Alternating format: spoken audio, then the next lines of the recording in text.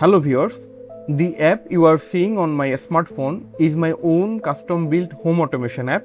Using it, I can control different electrical appliances in my home from anywhere in the world through the internet. For this demo, I have connected a light bulb to relay 1. As you can see, I can turn it on and off directly from my phone. In the same way, I can control all 4 relays remotely.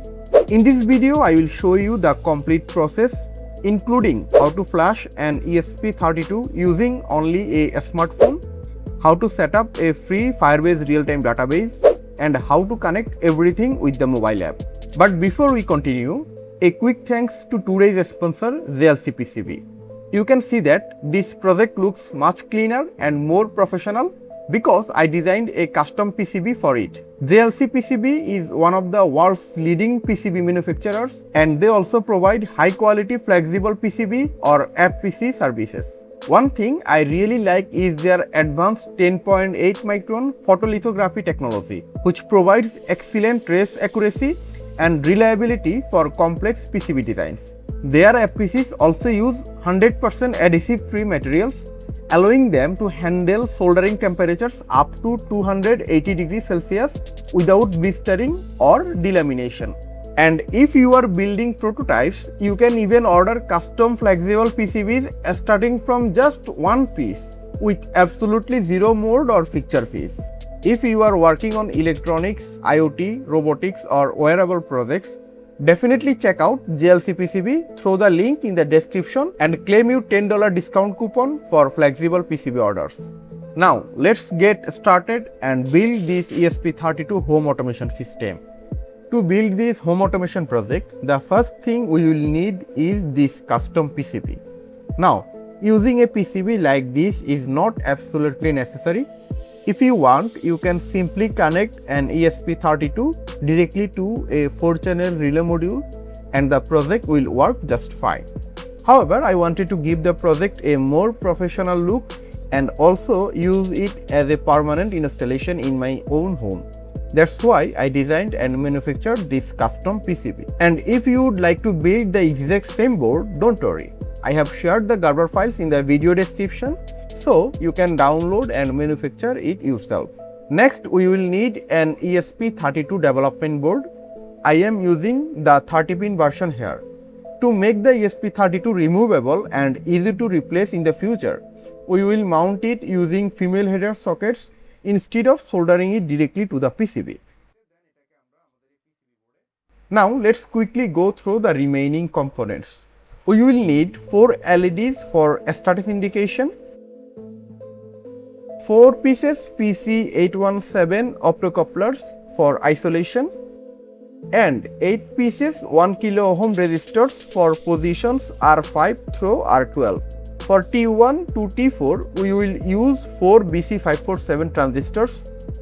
For D1 to D4, we will use 4 pieces 1 and 4007 diodes to protect the circuit from relay back EMF. For K1 to K4, we will install 4 pieces 5-volt relays that will actually switch our electrical loads. Then in J1 to J4, we will use terminal blocks so we can easily connect the wires of the appliances we want to control. And finally, we will install a female DC barrel jack to connect the power adapter and power the entire system. Alright, I have now placed all the required components on the PCB. The next step is soldering everything together.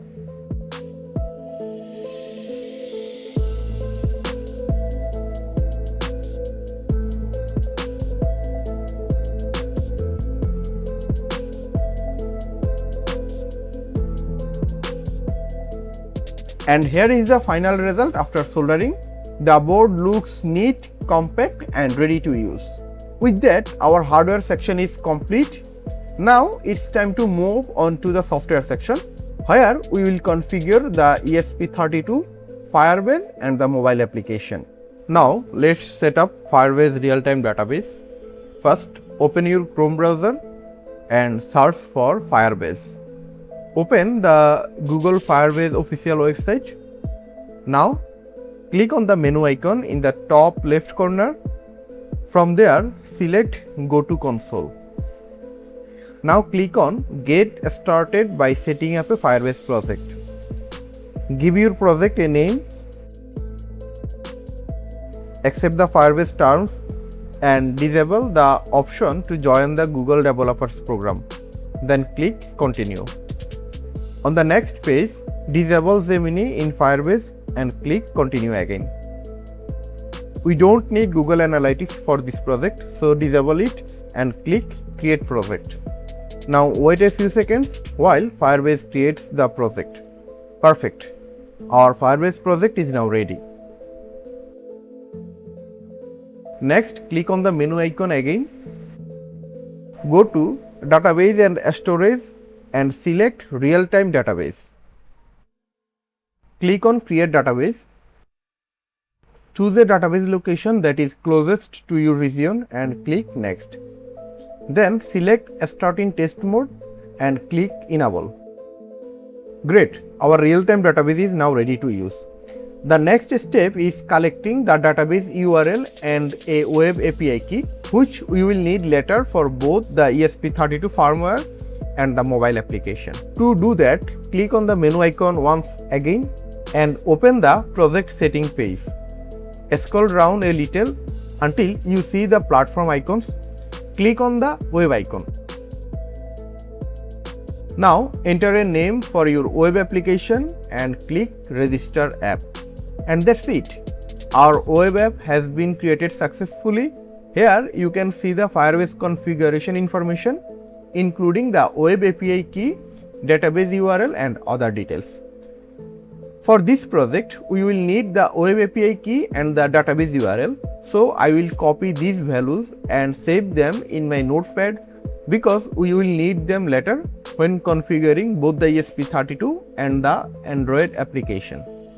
With that, the Firebase Realtime Database setup is complete. Now let's move on to flashing the firmware to the ESP32. I have shared a Google Drive link in the video description. Open that link and you will find all the project files. Go to the firmware folder. Inside you will find 3 firmware files. Download all 3 of them to your phone.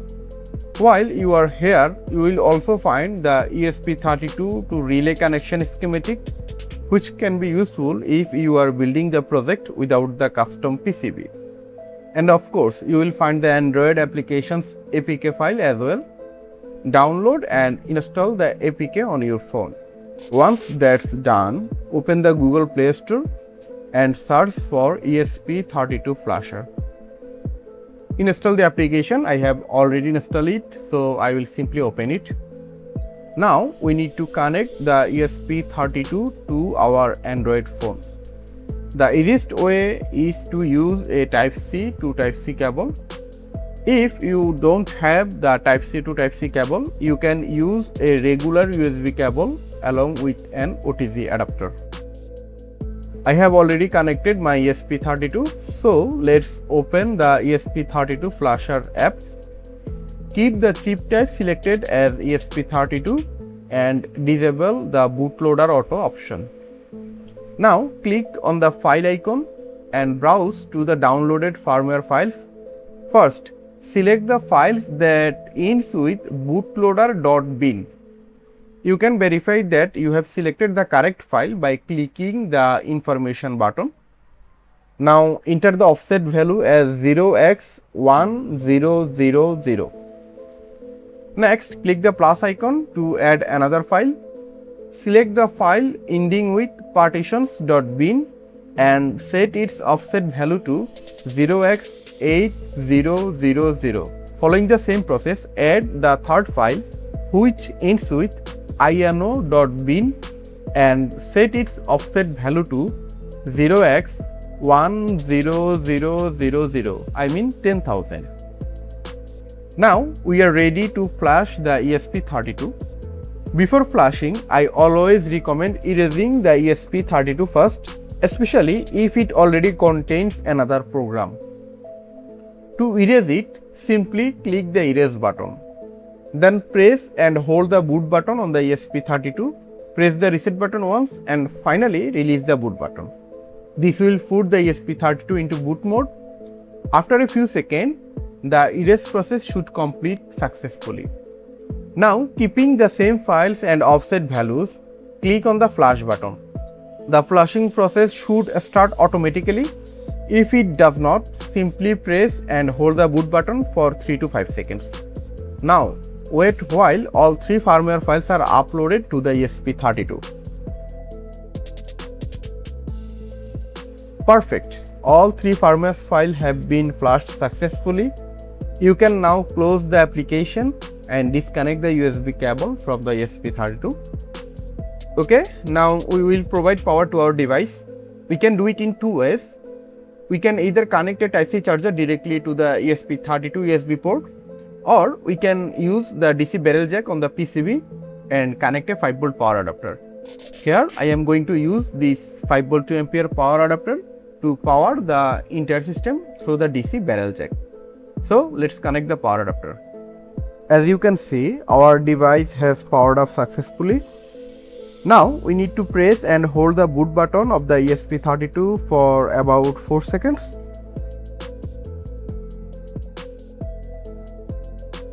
After that, if we go to the Wi-Fi settings of our phone, we will see a new Wi-Fi network called ESP32 Smart Home. Let's connect to it. The password is 12345678. Once connected, open any browser and type the address 192.168.4.1 and then press enter. Now we will get the board configuration page. Simply click on the configuration button. First, we can see all the available Wi-Fi networks near the device. Select your Wi-Fi network and enter its password. Next, we need to provide 2 more pieces of information: the Firebase database URL and the Firebase web API key. We already saved these values in our notepad earlier, so just copy and paste them here. Make sure to copy only the value inside the double quotation marks. You can also select the relay activation mode. If your relay module is activated by a low signal, then simply choose active low. Another great feature is that you can map the relay pins according to our own wiring. In my PCB design, relay 1 is connected to GPIO 26, so I will select GPIO 26. Relay 2 is connected to GPIO 25, relay 3 is connected to GPIO 33, and the relay 4 is on GPIO 32. You should configure these GPIO pins according to your own circuit connections. Once everything is configured, simply click on the save button, and that's it. Our ESP32 is now configured. The board will automatically restart and connect to the Wi-Fi network and Firebase database using the information we provided. Now let's move to the final step. Do you remember the APK file that we downloaded earlier from the Google Drive link? Simply go to your downloads folder, find the APK file and tap on it. Then click on install and wait a few seconds. Perfect. The application has now been installed successfully. Let's open it. The first time you launch the app, it will ask for the Firebase database URL and the web API key. Simply enter the same information that we already provided to the ESP32. And now our mobile application is ready to communicate with the ESP32 through Firebase. Okay, I am just restarting the ESP32 once. And now you are looking that our app is now perfectly communicating with our ESP32 through Firebase. We can also personalize the relay names from the setting page. Alright guys, that's it. Our home automation system is now fully ready to use. Using this setup, we can control any electrical appliance connected to these relays in real time through the internet. For this demonstration, I have connected an AC light bulb to relay 1. As you can see, I can easily turn it on and off directly from my mobile application. And the best part is, this does not only work within my home network. As long as both the ESP32 and my smartphone have an internet connection, I can control the appliance from anywhere in the world. So that's how you can build your own ESP32-based smart home automation system using Firebase and a custom Android app. I hope you enjoyed this project and found it helpful. If you did, don't forget to leave a like and share your thoughts in the comments below. And if you are new to this channel, make sure to subscribe for more Arduino, ESP32, IoT and electronics projects. Thanks for watching, and I will see you in the next video.